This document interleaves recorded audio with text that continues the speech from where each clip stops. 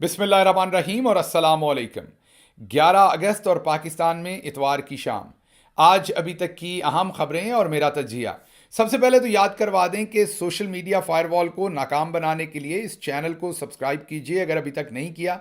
Vlog देखने के बाद इसे लाइक कीजिए, कमेंट कीजिए और लिंक को व्हाट्सएप में शेयर कीजिए। अब आते हैं आज की खबरों की तरफ। पहली खबर जो आज आपको देनी है वो बड़ी ही मानी खेज है, सनसनी खेज है। आप भी सोचने पर मजबूर हो जाएंगे ये हुआ क्या है। किस्सा कुछ इस तरह से है कि 14 अगस्त आ रही है और उसके साथ साथ अरशद नदीम ने एक मेडल जीता है। इन सारे हालात के अंदर आईएसपीआर ने अपना एक तराना जारी किया, अपना एक नगमा जारी किया और उस नगमे को बनाया भी आईएसपीआर ने, उसकी वीडियो भी आईएसपीआर ने बनाई और फिर जब उसको रिलीज़ किया तो वो पीटीवी पर रिलीज़ किया, ऑफिशियल चैनल के ऊपर। पीटीवी ने उसको चलाया, रिलीज़ किया और सोशल मीडिया के ऊपर ट्वीट किया।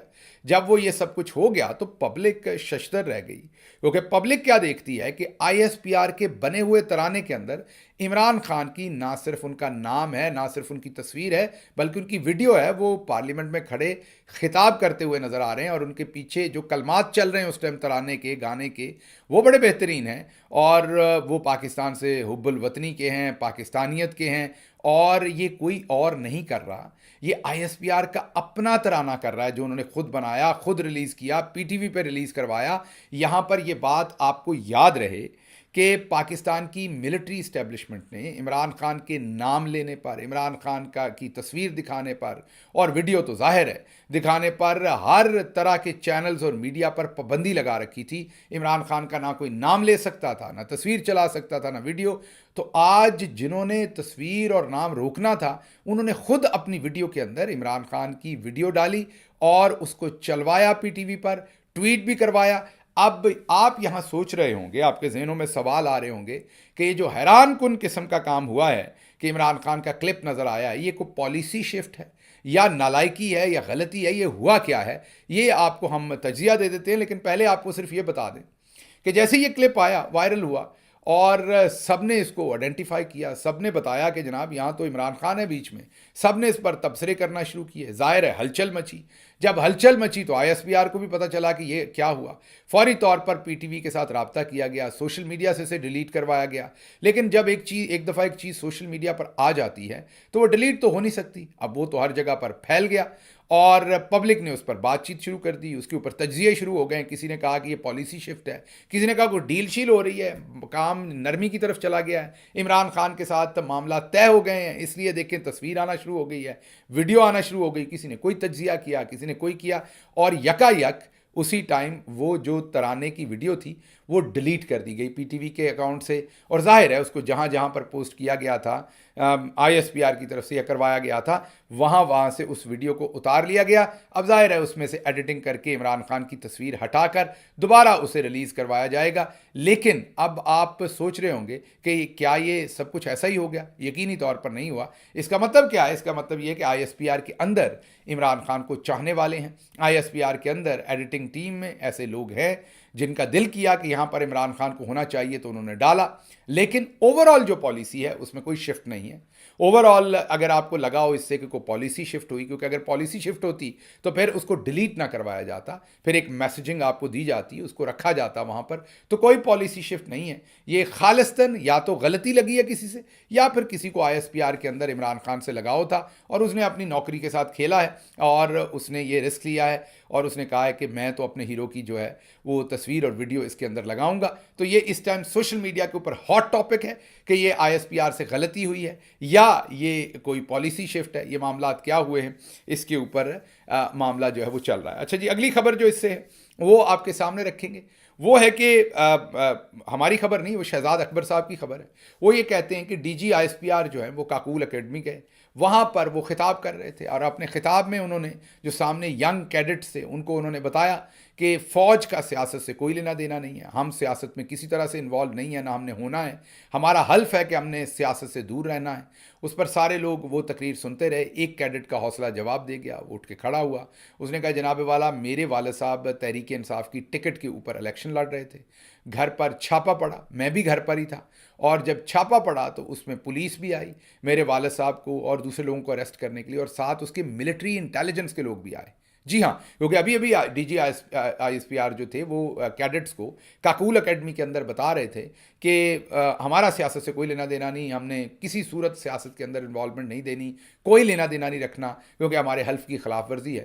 تو اس نے سب کے سامنے ہال کے اندر یہ پوچھ لیا اکارڈنگ ٹو شہزاد اکبر صاحب کہ یہ کیا معاملہ ہوا، کیا ماجرا ہوا کہ ملٹری انٹیلیجنس وہاں کیسے آ گئی اگر سیاست سے کوئی لینا دینا نہیں؟ میرے والد صاحب نے تو کوئی جرم نہیں کیا تھا، صرف پی ٹی آئی کے ٹکٹ پر الیکشن لڑ رہے تھے، تو پھر ملٹری انٹیلیجنس کو ان کے گھر پر جانے کی کیا ضرورت پیش آ گئی؟ اس کے بعد کہتے ہیں کہ ہال میں سناٹا ہو گیا، D G I S P R صاحب کے پاس کوئی جواب نہیں تھا، اور پھر وہ وہاں سے واپس چلے گئے، اور وہاں پر مزید جو ہے وہ کارروائی یا تقریر، وہ جو بھی ایکٹیویٹی ہو رہی تھی وہ ختم ہو گئی۔ اب ہمارے پاس یہ خبر نہیں ہے کیونکہ شہزاد اکبر صاحب نے یہ خبر دی ہے، اس کو پتہ کریں گے کہ اس کیڈٹ کے ساتھ کیا ہوا اور اس کو کوئی سزا ملی یا کیا بات ہوئی، لیکن یہ دو چیزیں آپ کے سامنے رکھنی تھی۔ اچھا جی، تیسری خبر یہ ہے جس پر سوشل میڈیا پر اس ٹائم تھوڑی تنقید ہو رہی ہے، رابطہ کریں گے، پوچھیں گے کہ یہ کیسے کیا ماجرا ہوا۔ آپ کو پتہ ہے کہ سہیل وڑائچ صاحب جو ہیں وہ بہت ہی بتدریج، اب تو انہوں نے خیر اچھا تجزیہ لکھنا شروع کیا ہے چند دن پہلے، اور اب انہوں نے تجزیہ یہ لکھا ہے کہ عمران خان کو حکومت دی جائے، مینڈیٹ اس کے پاس ہے، اس کا مینڈیٹ چوری نہ کیا جائے۔ اچھی باتیں لکھ رہے ہیں وہ پچھلے دو تین دن سے، یا پچھلے 2-3 ہفتے سے آپ کہہ لیں۔ عمران خان کو وکٹری سٹینڈ پر بھی انہوں نے کھڑا کیا، اور یہ بھی کہا ہے کہ عمران خان جو ہے وہ جیت چکا ہے، مینڈیٹ اس کے پاس ہے، اور اس کو اس کا مینڈیٹ جو ہے وہ اب فراہم کیا جائے، نہ چھینا جائے، اور پاکستان میں جمہوریت کو پنپنے دینا چاہیے۔ یہ کل کا ان کا آرٹیکل ہے جو یہ کہتا ہے کہ اب وہ بہتر انالیسس کر رہے ہیں، اور اس کی ہم ستائش کرتے ہیں۔ لیکن پہلے کیونکہ وہ ایسا انالیسس کرتے رہے جس سے تحریک انصاف کو نقصان پہنچا، تحریک انصاف کے ووٹر کو بد دل کیا انہوں نے جو انالیسس کیا اس سے ووٹر کو ڈرانے کی اس وقت کوشش کی انہوں نے۔ یہ میرا تجزیہ ہے اس کے اوپر۔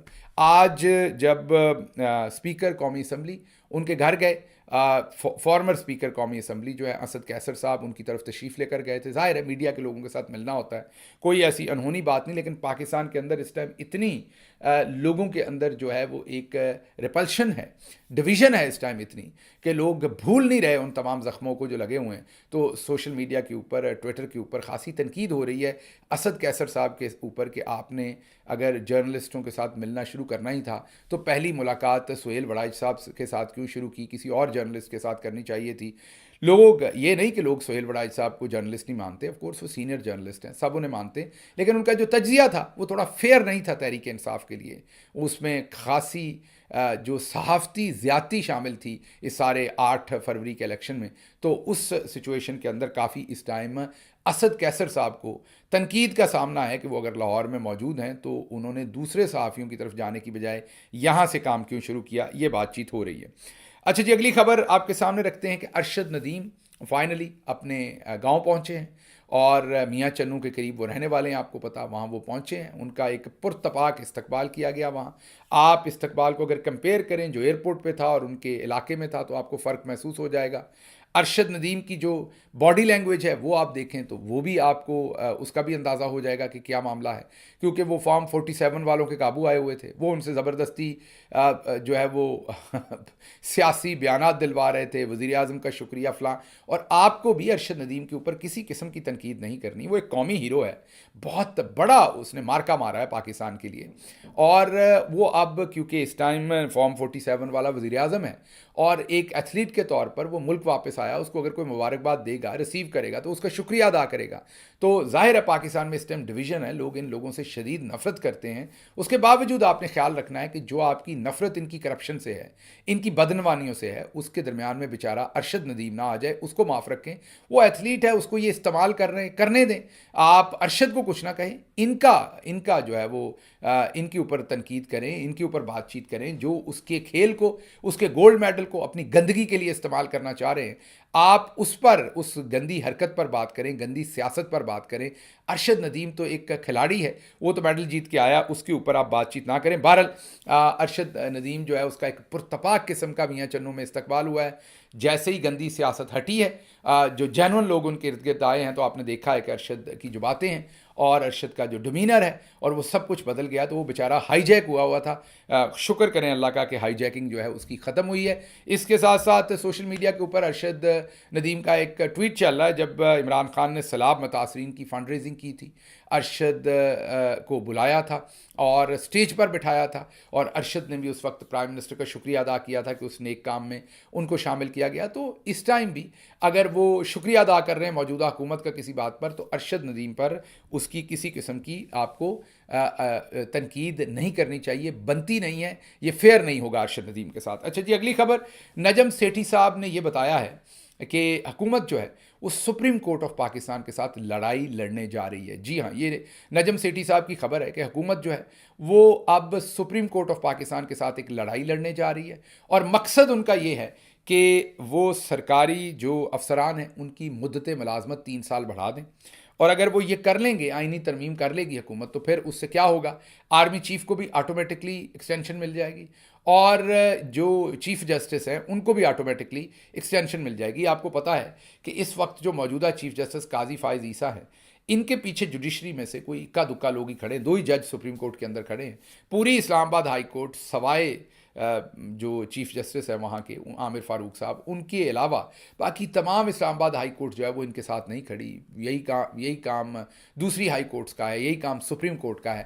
تو قاضی صاحب پوری عدلیہ میں اکیلے ہیں, اور اگر ان کو ان حالات کے اندر قوانین کو توڑ کے پاکستان کے ضابطے, پاکستان کے آئین, پاکستان کے قوانین کے خلاف ان کو اگر ایک ایکسٹینشن دی گئی, تو ظاہر ہے پوری کی پوری جوڈیشری کے ساتھ یہ حکومت کی لڑائی ہوگی.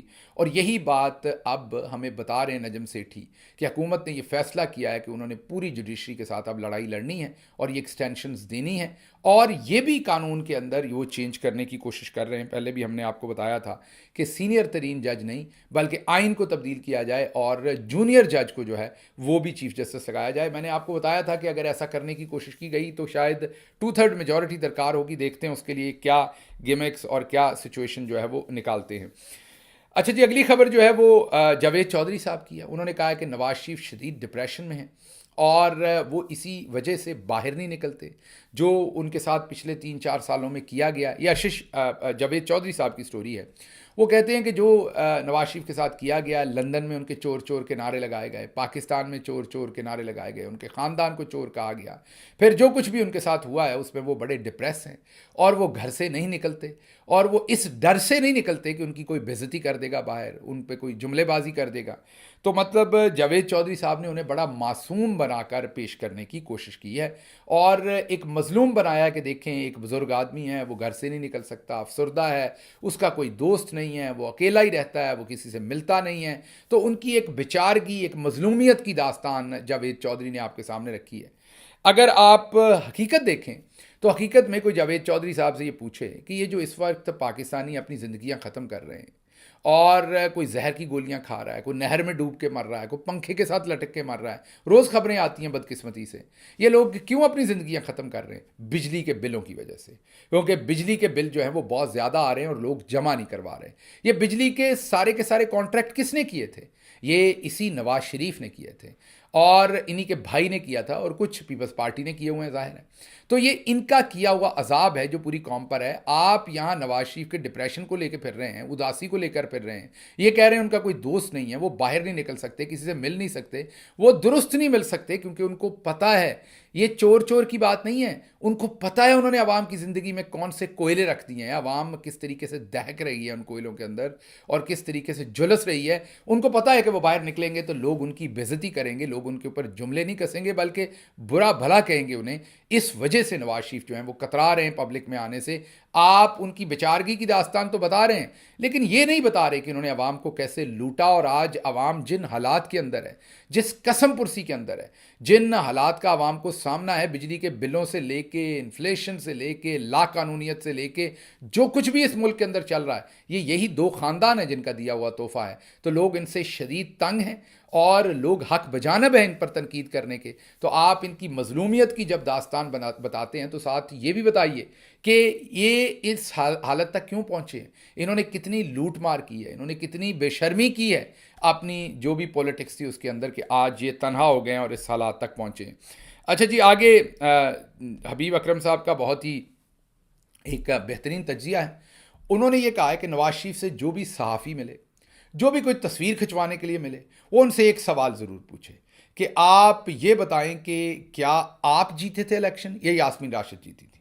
ویسے بڑا اچھا مشورہ ہے حبیب اکرم صاحب کا کہ جو بھی ان کو ملے وہ ان سے یہ سوال پوچھ لے کہ آپ ہمیں صرف یہ بتا دیجئے کہ آپ جیتے تھے یا یاسمین راشد جیتی تھی، اس کا جواب دے دیجئے، بس ہم آپ پر خوش ہیں۔ اب اگر کوئی یہ سوال پوچھ لے تو پھر تو موجیں ہی موجیں ہو گئی، نواز شریف صاحب اس کا جواب دے پائیں گے کہ نہیں وہ آپ کو پہلے ہی پتا ہے۔